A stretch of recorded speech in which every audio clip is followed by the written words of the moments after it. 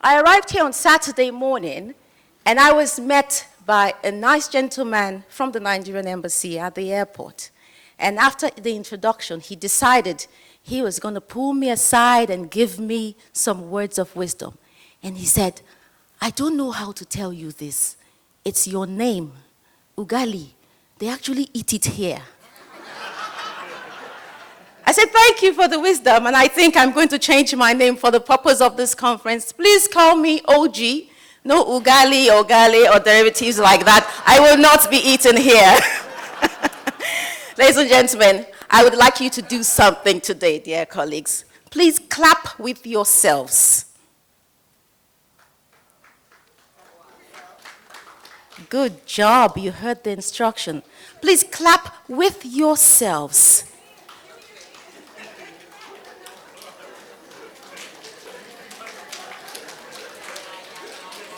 Fantastic, you are so smart. Now please clap for yourselves. Because officially, you are all amazing.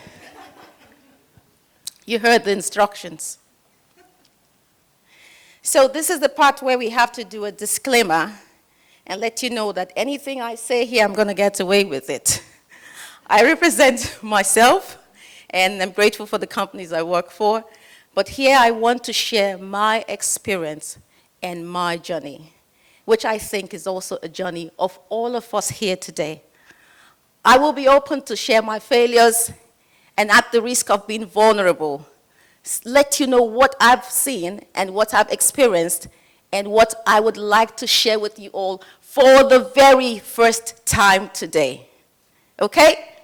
Shall we go? And the thing is that I was lucky. Yesterday, Sunil, Teju, Chika, and all the other speakers, they actually did, I heard from IK, all of them, they did already refer to what I want to talk about. And I said, that's easy then. That's easy, because I just like to tell stories. So I'm going to just sit down and tell you a couple of stories because the job has been done for us. This is what I prefer to do anyway.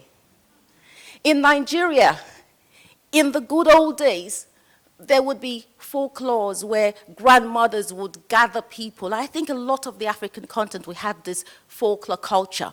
And they would gather the children, they would sit around, they would crowd. And these mothers would share words of wisdom, imparting wisdom to the hearts of people. And she would say something like this. In her language, she would say, when I say story, story, you reply story. When I say story, story, you reply story. Story, story. Once upon a time. Oh, you're good, you're good, you're good, you're good, you're good. Once upon a time. This was October 2010. I got a phone call. And it went something like this. Ring, ring. Is this Oghale? I said, yes, it's Oghale. Okay. You have to go on an assignment, and you need to get ready. You will be based in Dubai for a few months, and you will. The brief is the first project is you have to close down the IT infrastructure in the office in Libya, Brega, and then you also have to put some backup power infrastructure in the representative office in Oman, and you have only 6 months because the CEO and all his men are going to do their annual meetup in Oman. Okay, get ready, and you have to go. And I thought to myself, why did I not take my geography class seriously?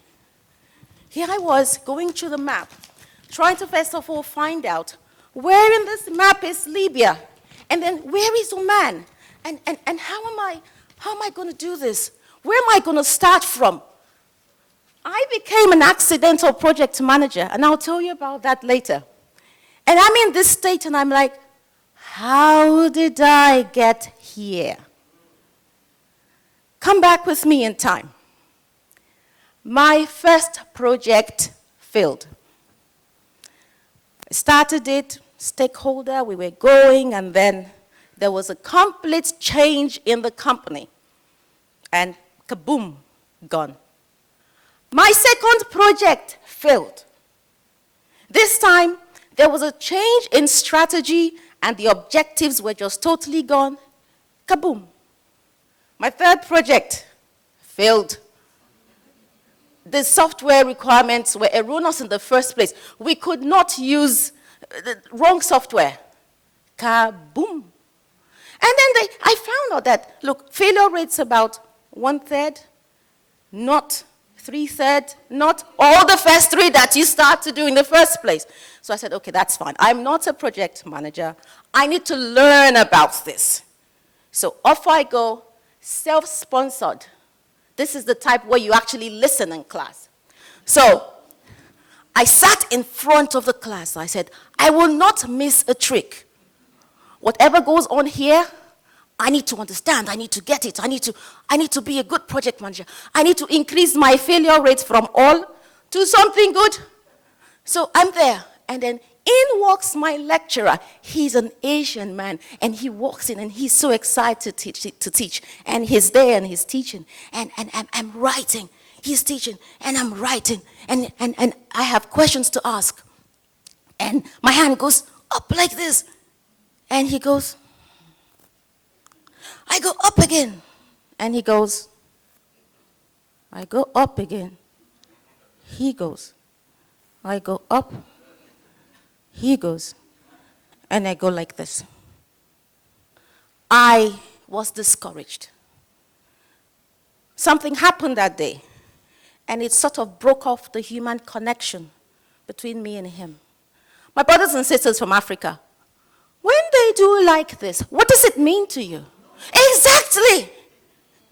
So this lecturer, who I was willing to draw everything for, was telling me, no, no, no. So I decided that I was just going to refer to the book. I will learn everything I need to know from the book. And however it is, I would try. Do you know what? I learned a few months down the line that in his culture, this means keep going, keep going. I want to hear more. You're doing so well. I want to hear more. You're the one in front of the class. You're making contributions. Keep talking. Oh, how many times have we, knowingly or unknowingly, stifled contribution from one of our people because of cultural misinterpretation or misunderstanding? How many times have we killed potential unknowingly? How many times have we not allowed people to really express all that they could do because we didn't take time to understand the culture in the first place? And so, this was my journey.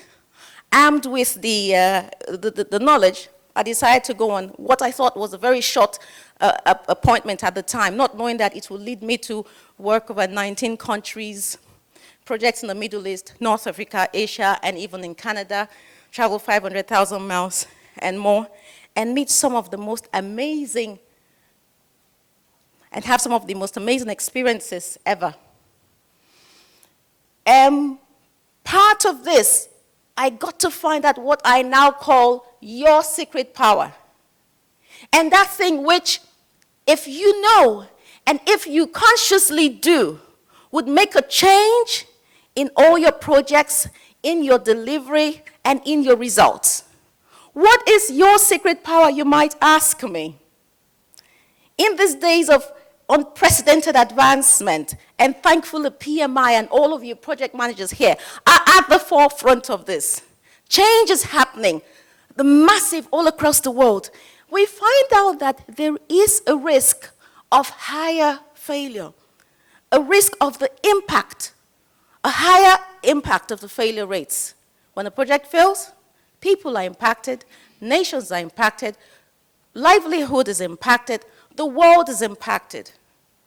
And yesterday, Teju shared some slides with us from the 2019 Pulse of the Profession, which I found quite saddening, because I thought things were getting better.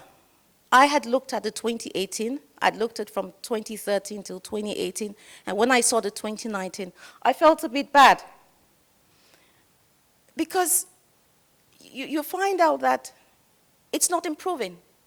PMI is great with the processes and with the structures and with the tools and with the measurements, and what's happening?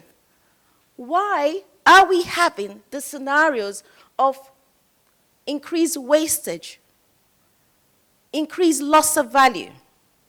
What's happening to our projects? Are there subtle cues which, if we say, let's hold on to this and let's practicalize and let's say if this can actually make a difference? And those clues are so visible, they're all around us. They are our power. And so we have the figures.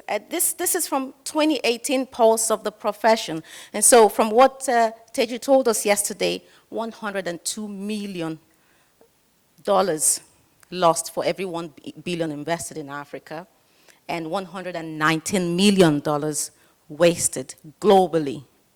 Are we supposed to say, okay, Africa is not doing as bad as the rest of the world?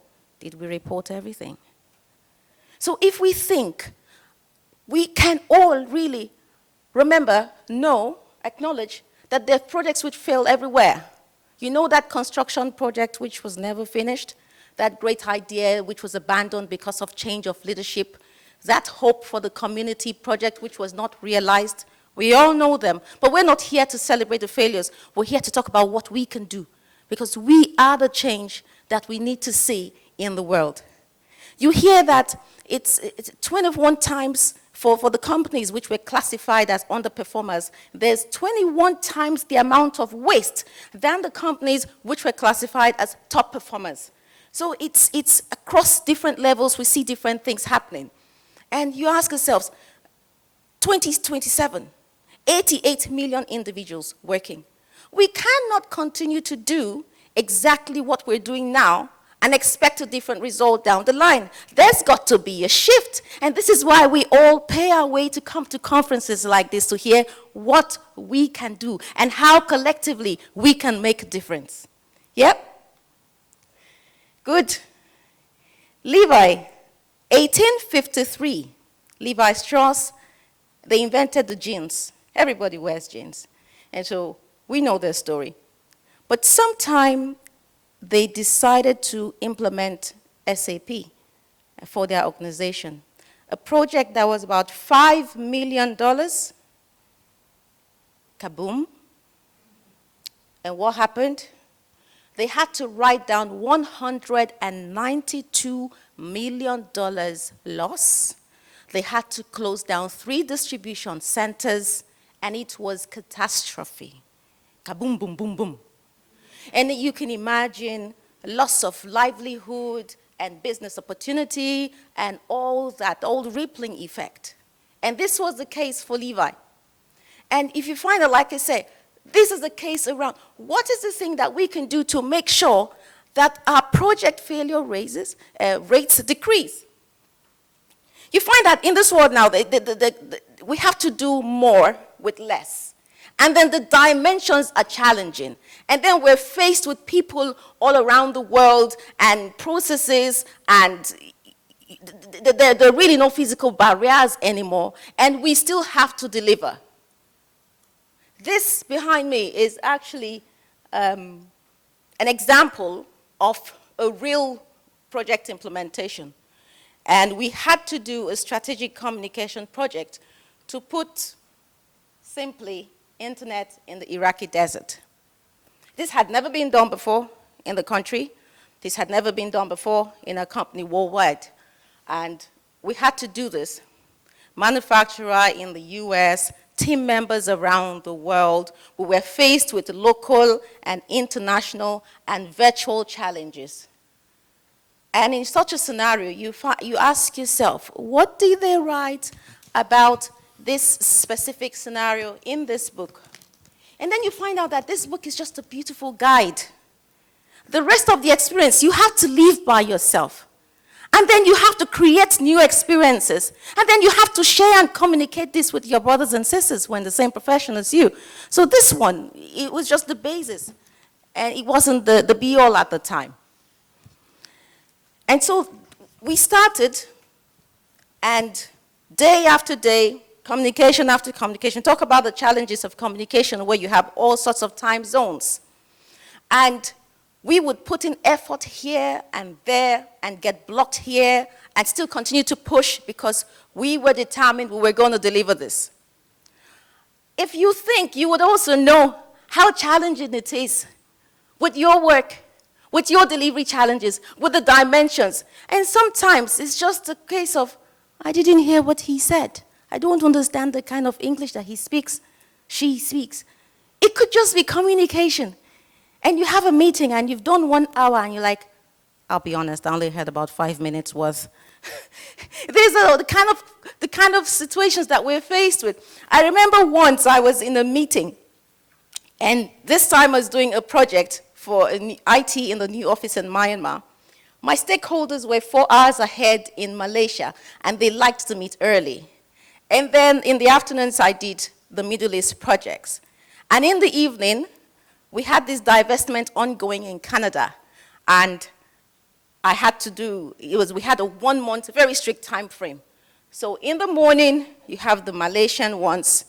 In the afternoon, you have all the Middle East, about 15 countries, and in the evening. So I was the mom who would cook and be in the meeting and be directing my son's homework and all of that. Yeah, we have those kind of challenges as well. And so while I was in the Canadian meeting, the clock struck midnight. And this is what happened. I insist I did not snore. I insist. But so the physical exhaustion is also part of it. How can we now, despite all this, maintain our focus and then thrive and then bring the results we want to see? This is why I so much appreciate the work that Teju is doing with Humor in project management. I thought that was absolutely amazing. To bring light and joy to this profession, to help people see beyond the pressures that they experience at the moment. So you find out, story after story. Story. Good job. I'm going to tell you about a not typical summer day in my life in Iraq. And so I come out of my cabin, it's a 20-feet porter cabin, and boom, I'm immediately hit by 3 forces of winds at 51 kilometers per hour, dust and sandstorm, and it's 52 degrees outside. And I just want to go back. But I remember I'm a team lead. I need to motivate my team. I have project managers reporting to me. This is not the day to go back and sleep in because the temperature outside is not great. The pilot testing site is 2 kilometers away. Our colleagues in Europe are waiting for us. We need to get this done. And so we get on, we crack on, and then we're able to achieve our objectives for today, as with many other days. And I found out, again, these are the experiences that we create in addition to what PMI has given to us. And so that particular day was one of the days where, under that extreme hot temperature, my iPad decided to pack up on me. I had never seen this kind of temperature warning before. What do you do in a scenario like that? Sometimes, some of the challenges that we experienced there, you had government shutdowns, or you had temperature warnings where they would say, okay, emergency holiday because of the high temperature. You had road hazards. We had high mortality rates on the road. We had cultural dimensions, like I'd explained before. Fragile infrastructure, the risks of terrorism or, unexploded remnants of war, which means that sometimes we have to dig trenches to pull cables for kilometers, and you have to make sure that the trenching path has been demined, and you have to make sure that you communicate very, very clearly. Your contractor understands the standard to make sure that they do not dig beyond a depth of 1 meter, because kaboom, the type you don't want to happen. Okay?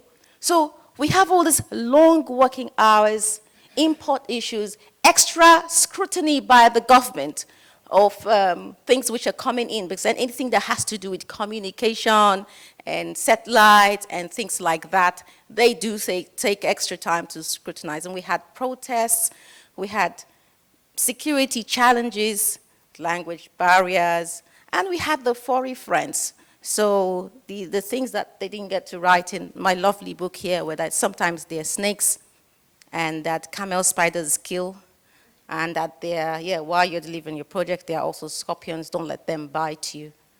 But what did I find? And why am I talking about Iraq today? Because in Iraq, I found a home. In Iraq, I found Nigeria. In Iraq, I found Africa.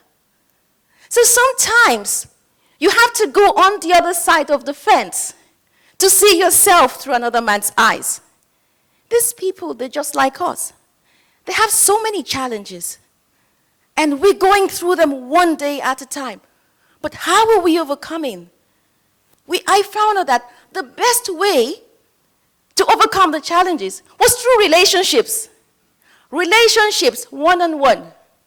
Relationships that drive the performance. Relationship that created the results that we wanted to see. This was an exciting moment for me. It was an internal journey, a journey I had to take inwards. And I found out this is something that I need to actively practice outwards. So in our journey of relationship, I met many people and many scenarios. And sometimes you find out that you doubt yourselves. You find out that, like Chika was saying yesterday, where you are an African, and sometimes I find myself, I'm the minority. I show up at a workshop, and they're like, ooh, you're from Africa. I'm the only African. And you're a woman. And you're an infrastructure programmer. I'd never seen an infrastructure program manager before. I said, yeah, you've seen one now. Hello.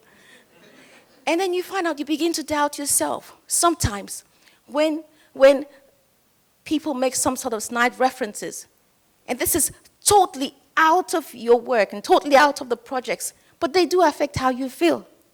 And then sometimes you have this interesting conversation happen once where one vendor, we were to deliver a project with radios, and the vendor called me and said, hello, I'd like to speak with Oghale, Akpobome. And I said, hello, hi, good morning. Wrong number.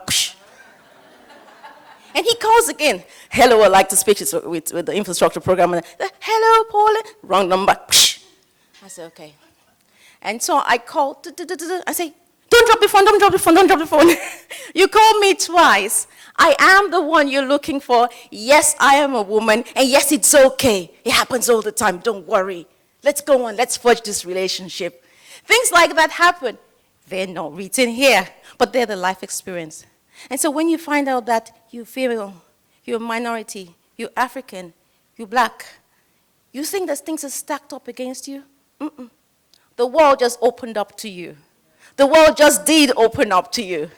And so I had scenarios like that. Okay, so tell me something about planning. You have plan A, plan B, plan C, plan D, and you need to have plan Z because A, B, C could go kaboom.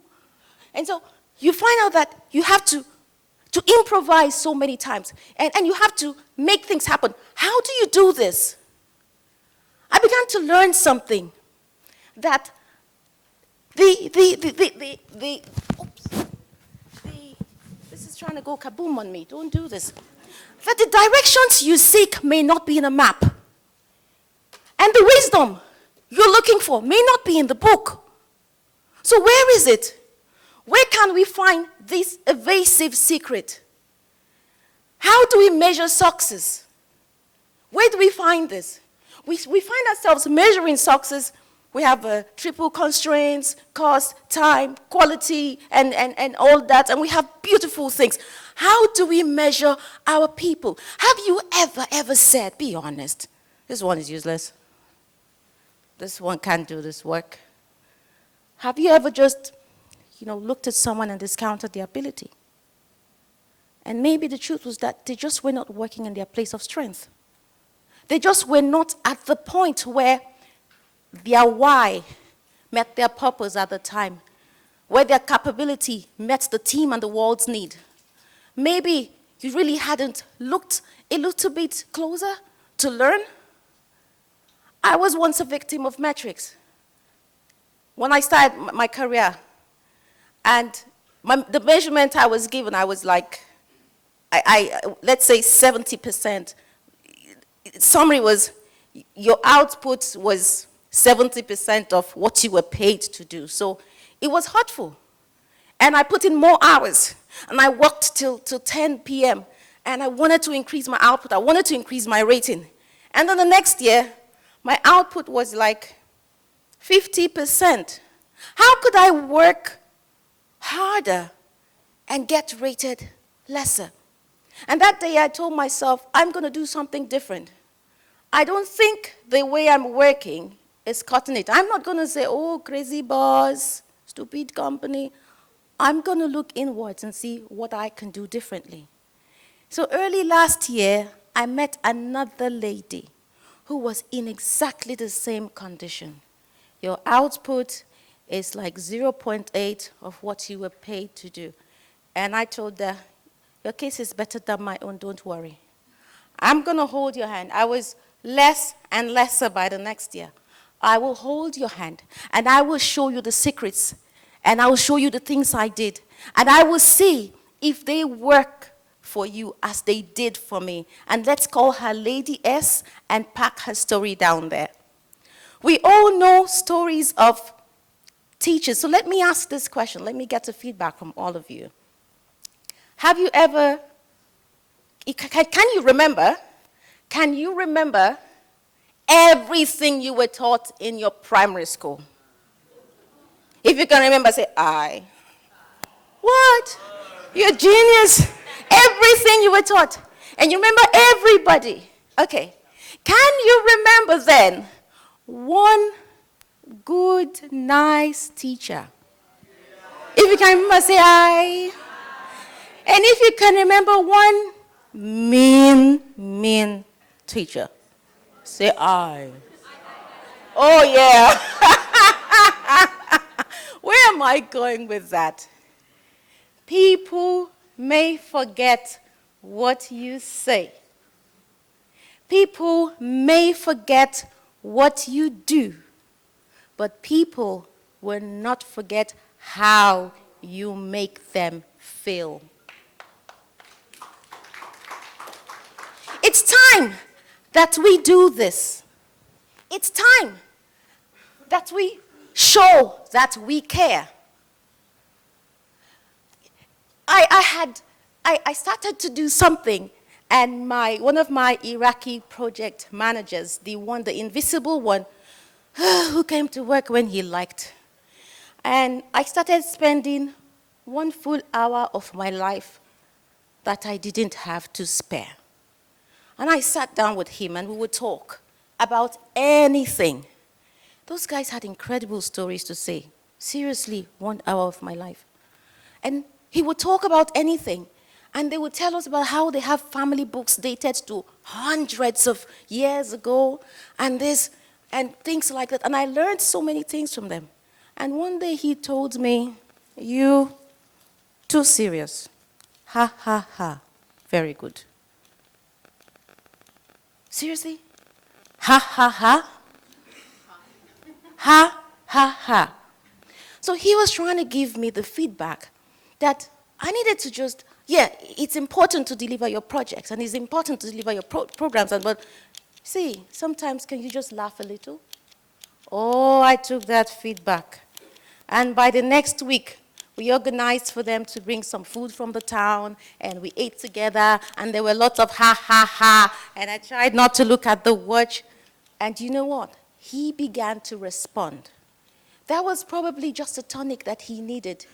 I learned from him that his father was sick and terminally ill, and he was distracted, and he opened up, and he changed. Ha, ha, ha. It's very good. He became a star guy. He said, you see, I promise you, I change. I promise I change. By going closer and by actually caring and by spending the time I didn't think I had, we got one person to open up and another person to open up and another person to open up. And he said, oh, you have problem? That big man, I know, I do everything. And then he went and he said, I'm expert at permit to work. I do everything. And then he didn't show up the next day. And he came and said, but I do everything. And then he really did everything. I got my permits lined up. Ha, ha, ha is very good. People respond to care. And so I ask all of you today, my friends, my colleagues, my fellow project managers, to make today with us a paradigm shift. A paradigm shift. Because we know that projects are delivered by people, through people. They succeed with the support of people. And the outcomes are for people. Think about any of the projects you're involved in. So when did we become stiff? And when did we become so business focused that we forgot our people? And when did we become so focused on outcomes that we forgot to deliver from here? When did we forget to care? We're Africans. We are relationship driven. We should show the world how to do it. Right? This is time, I ask, that we unleash our secret power, which is our power with people, and our commitment to ensure that we're delivering our projects from here with a people-centric approach, people-focused approach, and showing that we care. I tell you what, guaranteed, the results will come out. The mistakes will be shown to you before they happen. The way forward will be revealed to you. The answers will come. People will come together in partnership with one vision to make the results happen. This, my friends, is your secret power. Teju said it, Chika said it, all the speakers said it yesterday. You can see the impact that all the speakers made. They made them through people that they spoke with, and people that they impacted, and lives that they changed, and the legacies that they're living. This, my friend, is my experience. So I'm here today, standing in front of you, not as a superstar of sorts, but as someone who has experienced this same path that they recommended, and being vulnerable to share my experience and my conclusion as well, that the people-centered focus and the paradigm shift, metrics are great, metrics are lovely, but the paradigm shift where we also put a heart into the metrics will take us to the next level and see us driving project performance. It's easier to clap for yourself. It's more difficult to clap with people. You don't even know if their hands can do it, if they have muscle pain, if they want to do it. You don't even know if they're ready, if they like you, if they would touch you. But this is what we must do, especially in a world like this where we exist, and with all the challenges that we face, and with all the things that are happening, and with all the things that we will go. I ask my friends today for the transformation of the human mind. And in the words of Dr. Danny Steele, he said, culture is not changed by emails or memos. Culture is changed by relationships, one conversation at a time. This we can do. We are Africans. I'll take you back to Oman. So what happened in Oman? I went and leaned heavily on the people there. I decided to trust them. And they showed me things I didn't know. And we did it. We worked through failures. We eventually were successful.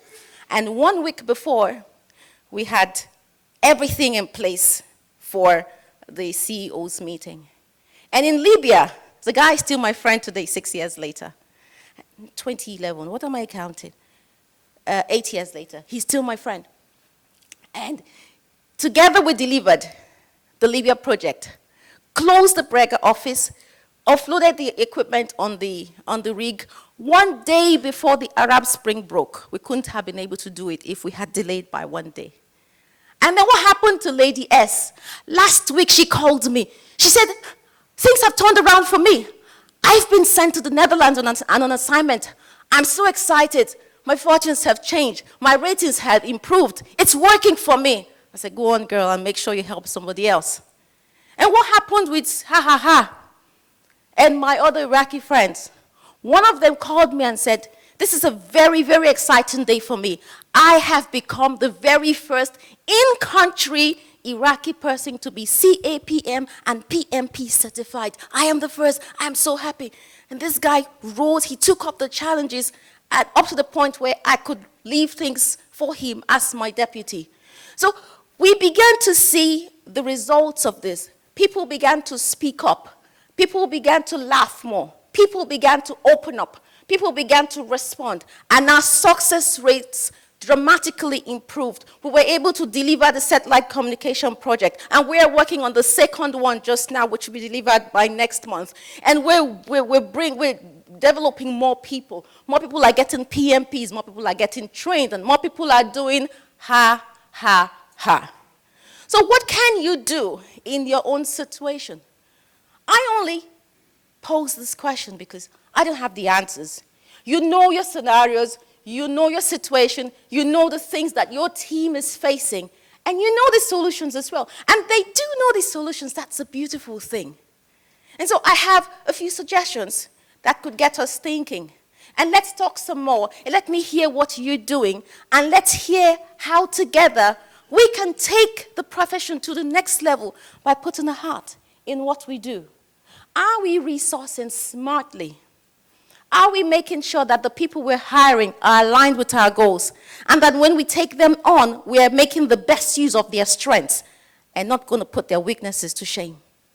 Are we ensuring that we're building authentic leaders?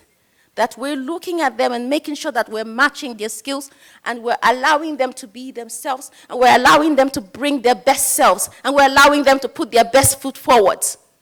Are we making sure that we are creating, as the sponsor, you're very important, as a team member, as a portfolio lead, as the client, as the customer, that you make and create actively an environment for them to succeed and link them up with people that can help them and help them in the way that you can and do more ha-ha-has? Do we train and do we collaborate? And do we make sure that we're not rating people in a way that will send them down rather than bring them up? When was the last time you really hugged someone at work? Hug at work. Do those things go together? When was the time you really cared and asked about their family at work? We spent so many hours together of our lives at work. When was the time you really brought your care to work and asked them questions that you thought might help strike a conversation? I would recommend hugging. We can start practicing here because they say it helps your metabolism. There is greatness in everyone. And the world needs people who will bring out that greatness. The world needs people who will show care. The world needs people who will stand and say, I am going to make a difference. In the words of Maya Angelou, when we know better, we do better. Yes? Fantastic. The time is now. It's now more than never. It's now. And when you lead, when you live with your heart, the world will notice. When you speak with your heart, the world will listen. But when you lead with your heart, the world will follow. And I'm so grateful here that we have in PMI leaders that walk the talk, leaders that lead from their heart, and of course, the world is following. So proud of our African mentor here, so proud of Sunil, and all the leaders and the work they're doing and the chapter members. The world is actually following. I would like us to do this one more time, please, if you do not mind. Can you do this with me? Let us clap together. Let's clap with each other. And this time, you're going to find out how the other person would like to produce that clapping sound with you. No assumptions. Are they okay? Do they want to do it like this? How do they want to do it? Okay? Can I ask you to stand again because I hold the mic?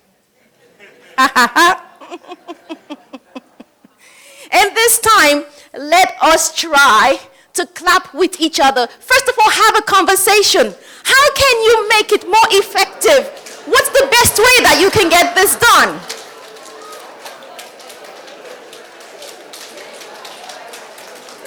Woo! Woo! Absolutely fantastic. It is official. You're all superstars. You may have your seat, please. Okay, that's fine. Okay, so thank you so much, OG. I can call you that, right? Yeah, of course, no Oghales. No, Oghales. Great. Phenomenal.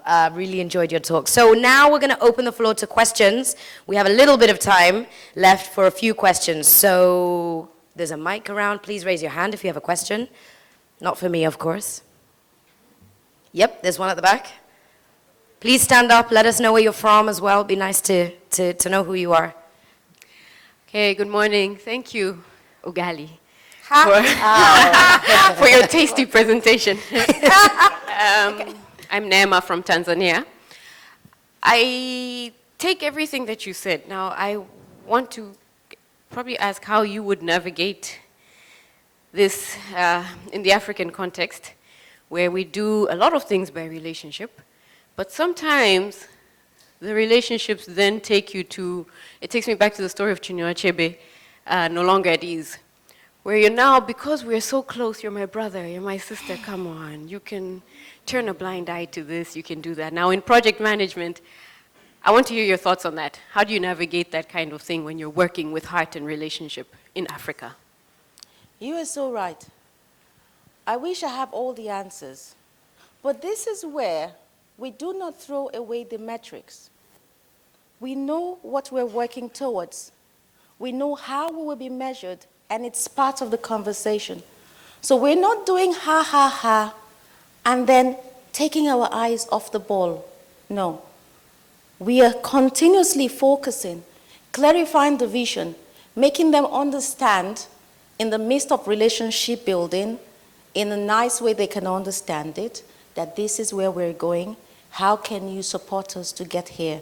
So by keeping an eye on the vision, on the focus, on the metrics, on the objectives, on the final results, we're able to work our relationships towards the goal. Yeah? And if anyone has a contribution as well, I would also take that. Yes, please. Mic at the front here, please, second row. There's something that's worked for you?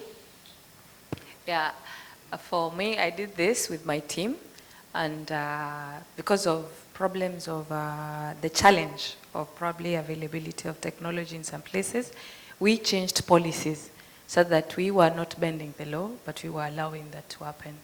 A case, maybe an example will help. The finance office might demand for receipts and say, give me a copy of the ID of that person, signed, duly signed. We are discussing a situation where somebody has to drive like 40 or 50 kilometers to find a copier. And then you're thinking, just to find a receipt, a copy of the ID. So one day I physically said, I'm going for a trip to visit my team. And we went with the finance team, one person, and I told them, look now, this is where we are. I want you to give me a copy of your ID. The guy goes like, okay. Where did we leave the car? Like, down there, then we shall drive how long. So I proved to them, it's really not doable. You have to feel the people. If you tell this person to go that trip so that he can get the ID of this person who has helped him work so that he can pay him, then you're going to lose how much more time, how much more money. So we changed the policy. I sneaked in the need for buying them smartphones. Oh, lovely. So we brought in a policy that when you become a technician, you are entitled to get a smartphone. Then we don't have a problem now. So it is a mix of what you can do. You will change policy, you will increase probably a cost, but you get to feel this person. Thank you. Yeah, and another good example I had was the technicians would respond in the night for the emergency failures. So the guy walks in the morning into the office and the HR guy calls me and says, Janet, come. I've noticed all your teams are coming about 10 o'clock.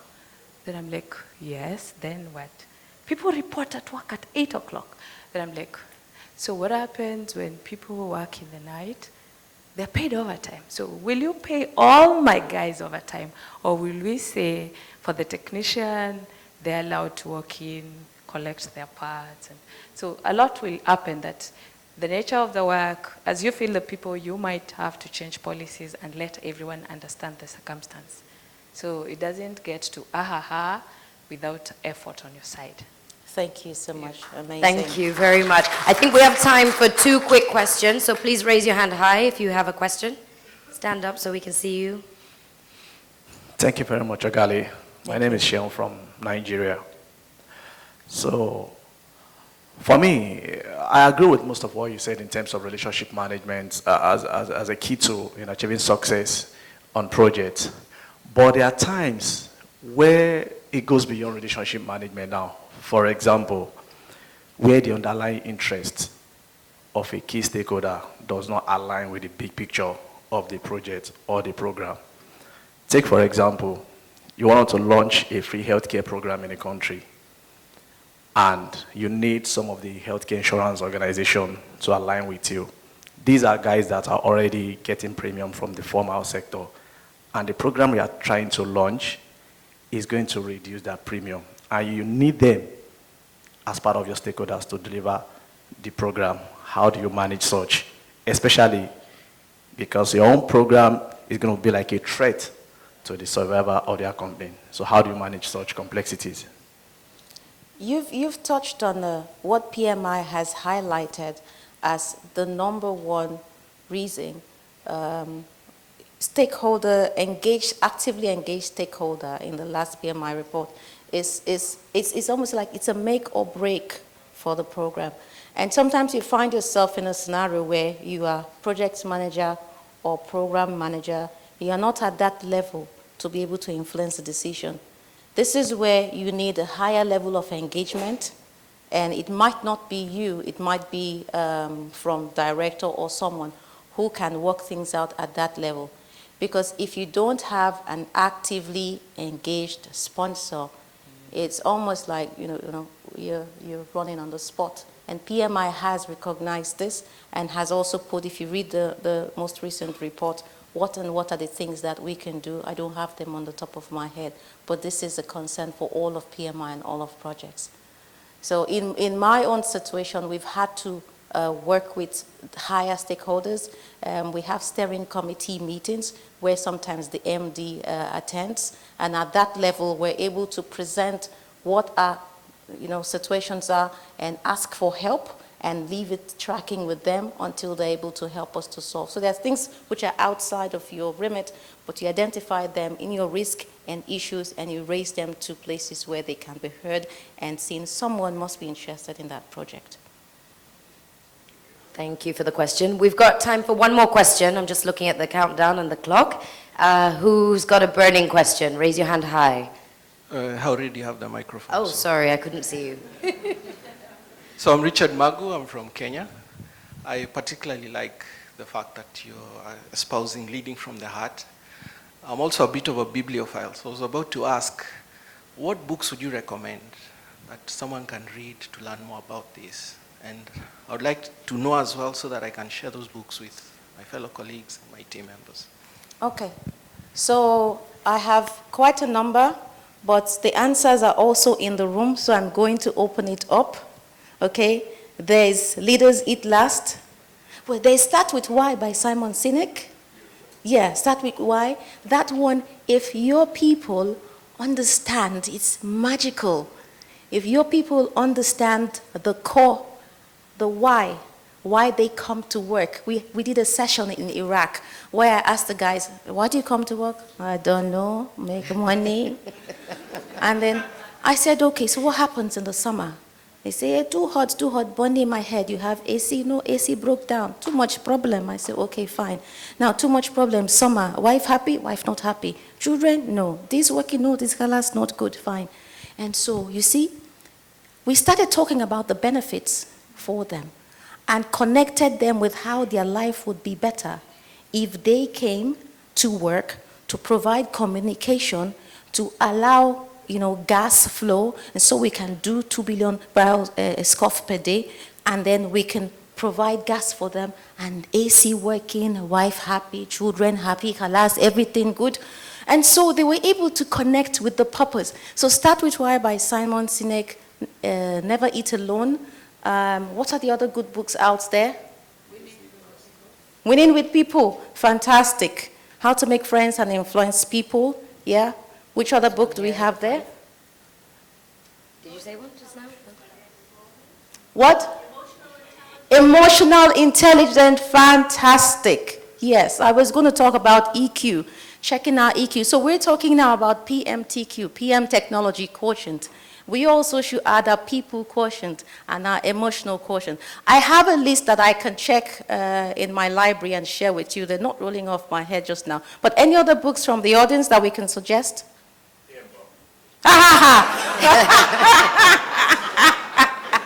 I have a live copy if you want. It's a couple of 100 pages.